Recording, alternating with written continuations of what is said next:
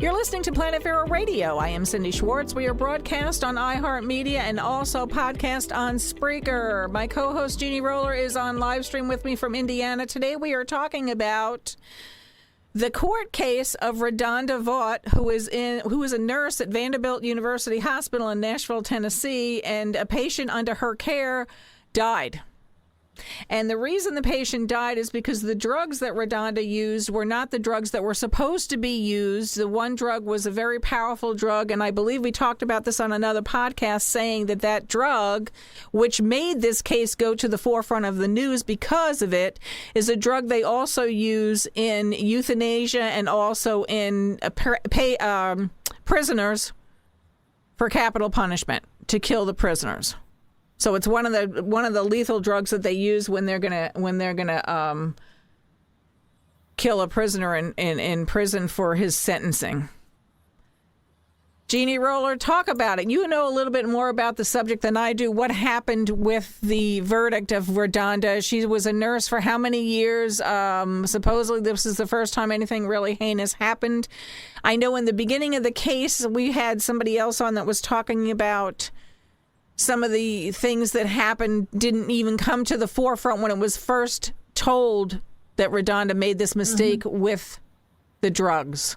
So it really wasn't investigated until it became this tie with capital punishment and those kind of things, drugs that are used for that. Right. Well, and I might insert there that even when a prisoner is given this drug for capital punishment, they are monitored the whole time. RaDonda did not monitor this lady. I mean, that even if she was giving her Versed like she was supposed to, the lady still should have been monitored. That's part of the process. So, I mean, RaDonda blew through not one, not two, not three, but from different articles, 12 to 17 different warning protocols. She just blew through them. So to me, it wasn't a mistake. Mm-hmm. She knowingly did ignore multiple warnings and protocols. And at some point, to me, it's no longer an oops. Yeah. It was a series of events that she willfully chose to do. Yeah, I want to chime in on that too and say the same thing. So just a quick recap for listeners that haven't listened to the other podcast. It was an elderly woman that had had a stroke, and she was under the care of the doctor, and she was coming out of the stroke doing very, very well. And they were giving her, I think it was an MRI. And then with the MRI, a lot of times they give Versed or one of those calming drugs, because if you've ever had an MRI, it's almost like you're in a coffin, you're in a really tight tunnel. So they give those drugs to calm the people down. Well, the patient did not get Versed. She got another one, Vercronium. I'm going to say the wrong name, but it's a drug that paralyzes your breathing apparatus and you're dead almost instantly, kind of thing. And you're right that the person, when they give it for capital punishment to prisoners when they're killing them, they do monitor them. And yes, I want to chime in and say, to my own personal opinion, if you as a nurse have blown through that many protocols, that is intent to do something, and that is not like a big mistake. That's like a crime. I'm sorry, but it is. She was convicted of negligent homicide, and her sentence was 3 years supervised probation. And in this 3 years, if there are no other issues or infractions, she can have it expunged from her record. So it will be like it never happened for her. She has lost her nursing license forever, supposedly. Mm-hmm.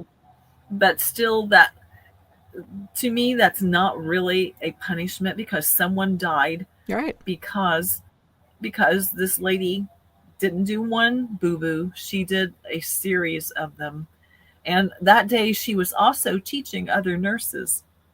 So, I mean, this goes into the whole thing of what we've talked about before. Where does it go wrong? Because we know the things in school that they're taught, especially for personal bodily dignity, they're taught not to expose patients. Mm-hmm.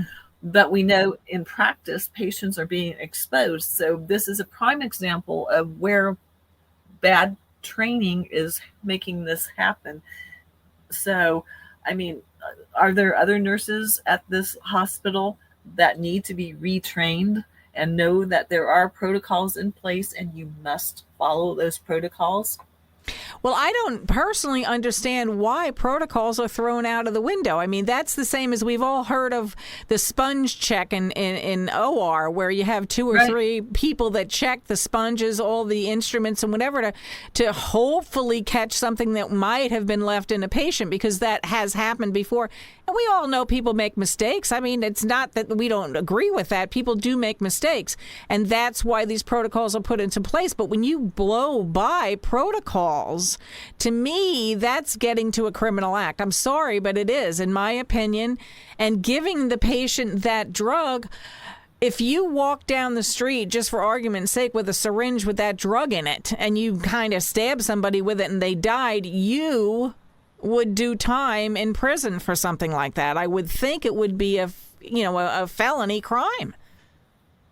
Right. And many of the big nursing organizations were really upset about this, because they said that nurses shouldn't be criminally responsible for their actions.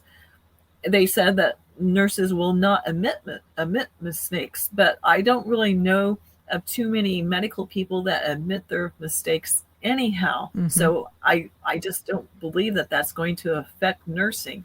I do think that a message needs to be sent that there is accountability and there is responsibility for your actions. I mean, if we put cops in jail for accidentally shooting suspected criminals, shouldn't we be doing the same with medical personnel?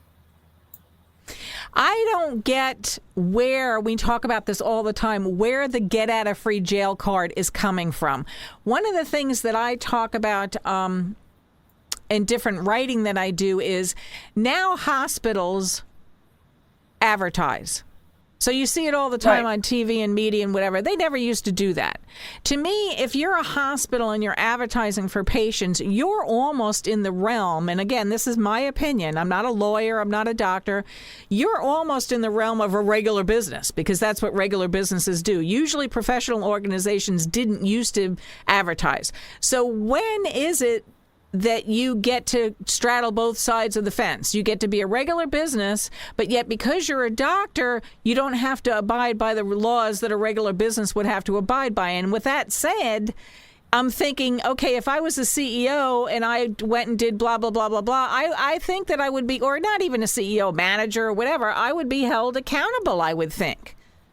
But it doesn't seem to be that way in the medical industry. And like, again, for the umpteenth time, people make mistakes, but these aren't mistakes. These aren't mistakes. They're not. When you blow through protocols, those are not mistakes. And it's very disheartening to know the part of the story where nothing really was done until this instance was likened to killing a capital punishment prisoner because of the drug that was used. It's crazy, in my opinion. It is. I mean, I just don't understand why patients do not seem to matter, whether it's in the field of malpractice courts, anywhere. Patients' rights do not seem to matter. And again, it's, if you make a mistake, fine, but it's to the point now, and I'm glad so many of us are talking up, that it has happened to, there are hundreds, millions of us. I was going to say hundreds of thousands, but there's millions of us worldwide that see this stuff go on, and we have just been swapped for not a human being any longer, for just fodder, for, a side of beef, however you want to label it.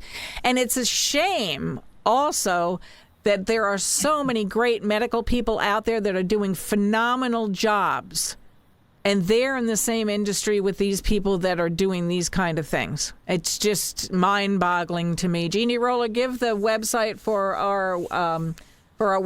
our contact information. PatientRightsInfo.com. Okay, and you can reach us at email us at info@patientrightsinfo.com. Misty Roberts is at patientmodesty.org. We're all in this together. We've had Michelle Geyer on for a couple of podcasts. I mean, there's so many people around the country. It's just so sad, so sickening, that we're just going to keep doing it. We're going to keep trying to educate people to know that, you have the right to be treated as a human being. You have a right to ask questions, and you have a right to leave. If you don't think you're going to be treated right at that hospital, that doctor, leave. You've been listening to Planet Vero Radio. Please stay tuned.